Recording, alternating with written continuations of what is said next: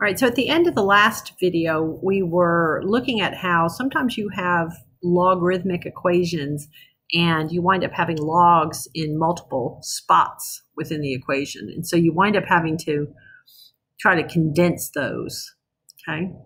So that's going to happen on 6, 7, 8, and 9 as well. So what happened on 5 was we had the sum of two logs, so we condensed it and changed it into one log with multiplication. So the sum of logs becomes the log of a product and vice versa, okay?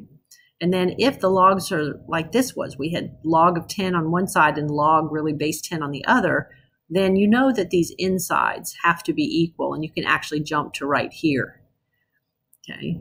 But the reason they're equal really is we could do 10 raised to the left and 10 raised to the right, and that's what would make us undo the logarithm.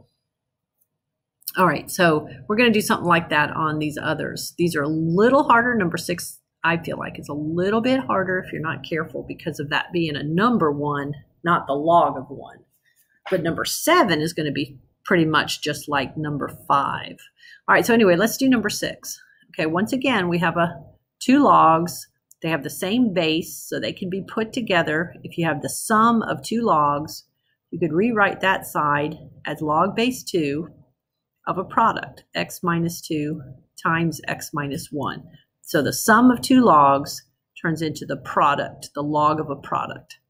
Okay, so we're to here. All right, now at this point, you could multiply if you wanted to.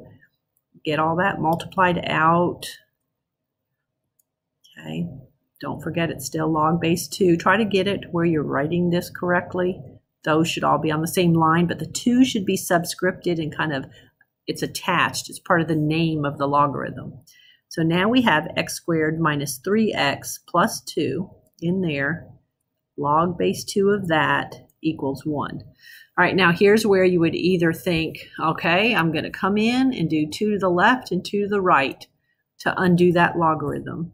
And that's going to give me x squared minus 3x plus 2 equals 2 to the first, which would be 2. Okay. The other thing you could think is that the base was 2. The 1 would be the exponent on that, and that should equal x squared minus, I'm going to write it on a different spot because I'm going to need that spot later. Okay. The other thing you could think is the base was 2.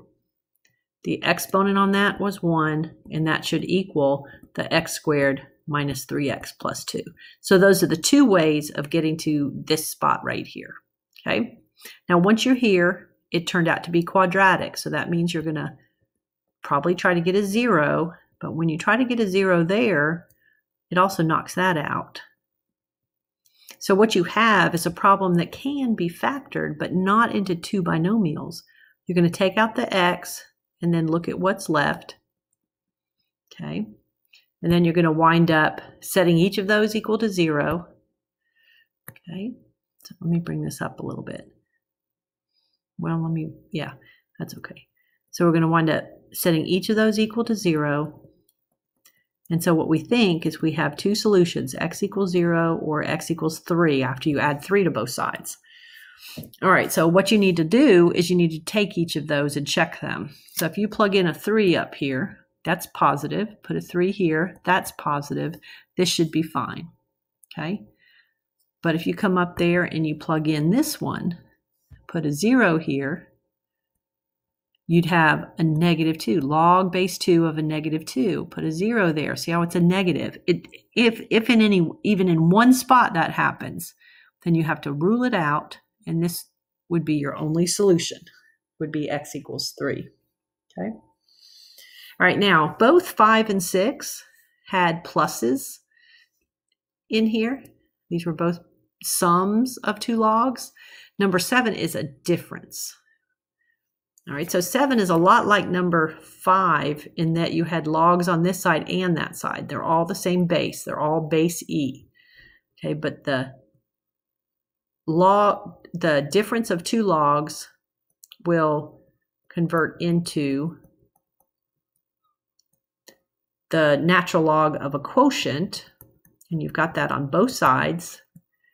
And then you can use the one-to-one idea. If if the log of something equals the log of something, those insides have to be equal. That's okay to do. Or you can think, let me do e to this side and e to that side. Either way, those are going to undo each other, and you're just going to have x over x minus 4 is equal to 5. All right, so let's see. Well, I could clear the fraction on both sides. Okay, that's going to be x equals 5x minus 20. Subtract 5x, divide by negative 4, and we wind up with x equaling positive 5. We do a quick check of that. If we put a 5 here, that's okay. Put a 5 here, that's okay. We don't get a negative. We don't get the log of a negative. So that should be correct. Okay. All right, so the minus becomes division. But if you have a plus, it becomes multiplication. But we had to condense it, so we had no more than one logarithm on each side. Okay. All right, so what we're going to look at now are two more problems to finish this up. Okay, with number 8, we have subtraction.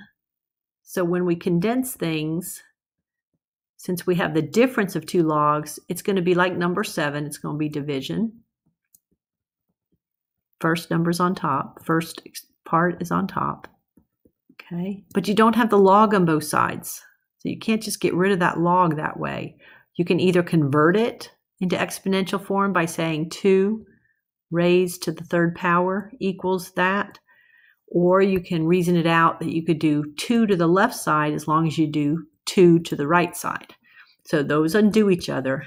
Either way you think about it, it's going to turn into this problem.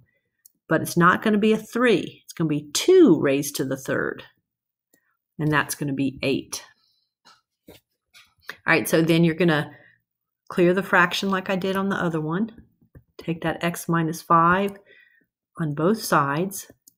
That's going to give you x plus 2 equals 8x minus 40. Okay. You're going to subtract 8x from both sides.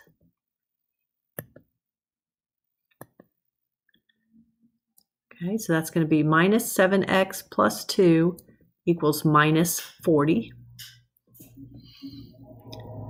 So if you subtracted 2, you'd get a negative 42. Negative 7x equals negative 42. When you divide by negative 7, you get x is positive 6. I'm going to do a quick check that it doesn't cause any kind of domain issue, and it doesn't. That's positive. That's still positive. So that should be just fine. And my answer to number 8 should be 6. Okay. All right, now number 9 has this situation where this first term has a number in front of the ln, and you really need those ln's to be like just sitting there each term, not to have something like that in front. So don't forget about that property 3 can be worked backwards. I can use it to bring that number out in front back up as an exponent. Then these are all ln, so I'm going to go ahead and condense this into one log. And if it's a plus, it's going to go to multiplication. Okay. Then if I have log of something equals log of something, logs are one-to-one functions. So I know that the insides have to be equal, and I could just write that. Okay, so I know that 7x squared has to be 175. There's no other way around it. I also could think e to the left side, e to the right side, those undo each other. Don't cross them as though they're division or something, because it's not, but just think of it as an undoing. Okay, so I could divide by 7. If I did, I'd have x squared is, isn't that 25? Yeah. And then I'm going to take the square root of both sides to continue that undoing process. And there's 2 square roots. Okay, and I get x equals plus or minus 5. So this is what I think my answer is, 5 or negative 5. Okay, 5's just fine. If I put a 5 right there, okay, I can do that. I can hit ln of 5 and it'll give me an answer. But I can't put a negative 5 right there. So I have to rule it out, and the only correct answer is 5. Okay. All right, so that concludes the last unit. And the big idea I want you to be able to do is solve exponential and logarithmic functions. And I don't need it to be 100% step by step exactly what I do, but I don't want it to be these random computer generated responses that you're getting from any kind of app like Photomath. Okay, it needs to be something logical, similar to what we talked about or what my math lab talked about. Okay, so really be mature about this and really work to try to understand and make sense of it. All right, but that's it for this video. Okay.